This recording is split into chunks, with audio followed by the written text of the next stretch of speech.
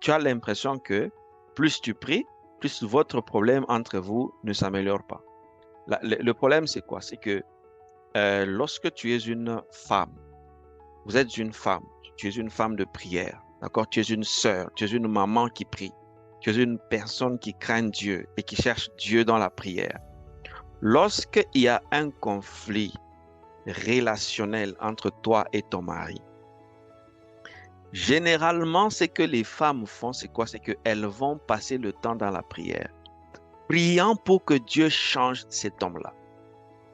Priant, passant tout le temps pour que Dieu change-le. Dieu brise mon mari. That's a wrong way of praying. C'est une mauvaise façon de prier.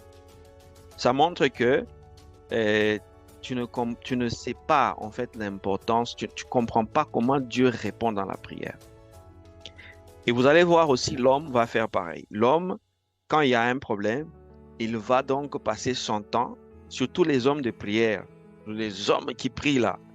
Vous allez voir que quand il y a un conflit, un souci avec sa femme, au lieu de parler pour fixer ce problème, il va passer le temps dans la prière en train de prier pour que Dieu change et Dieu transforme la femme.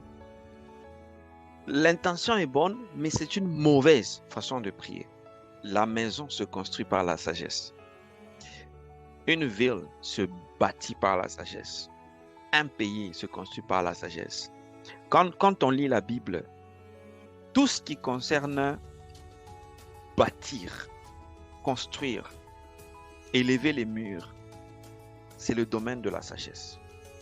Lorsque tu veux construire quelque chose, ce n'est pas toujours la prière qu'il faut, mais la sagesse. J'ai rencontré des personnes qui ont une très bonne intention, avec un cœur rempli d'amour, mais ils font une chose, mais ils font la mauvaise chose en fait. Ou bien peut-être c'est une bonne chose, mais faite hors de la sagesse, ce qui fait que ça détruit tout absolument. Mais quand tu suis dans le fond, il a fait avec un cœur d'amour, mais il a détruit. C'est de cette façon-là que les relations se détruisent. C'est comme ça que les couples se détruisent. C'est comme ça qu'il y a des personnes même qui n'arrivent pas à s'engager, à rester longtemps peut-être dans des relations. Il y a quelqu'un qui dit, je n'arrive pas à rester dans une relation, mais j'ai prié longtemps pour ça. Le problème, c'est pas que la prière n'a pas fonctionné. Mais le problème, c'est qu'il te manque la sagesse. La prière qu'il faut faire, c'est de demander, c'est de prier pour recevoir la sagesse. Ce n'est pas de ne pas prier, mais c'est prier pour recevoir la sagesse qu'il faut appliquer dans cette situation. Vous voyez la nuance? L'homme qui a un problème, qui n'arrive pas, il dit que non, ma femme ne me comprend pas, ma femme ne me respecte pas, ma femme n'a pas ceci, n'a pas cela, elle ne sait pas gérer, elle ne sait pas faire ça, elle ne sait pas faire ça. Le problème, c'est que tu cherches à appliquer la prière sur un problème qui demande la sagesse. Le but de la prière devrait être de trouver la sagesse à appliquer à ce problème. C'est comme ça. C'est pourquoi la sagesse, c'est l'une des grandes choses. La sagesse, c'est la première chose à avoir. La sagesse, c'est la preuve de la maturité. Parce que tu peux avoir les dons spirituels, tu peux avoir les charismes, tu peux avoir des compétences, mais quand tu manques la sagesse, tu peux être un insensé.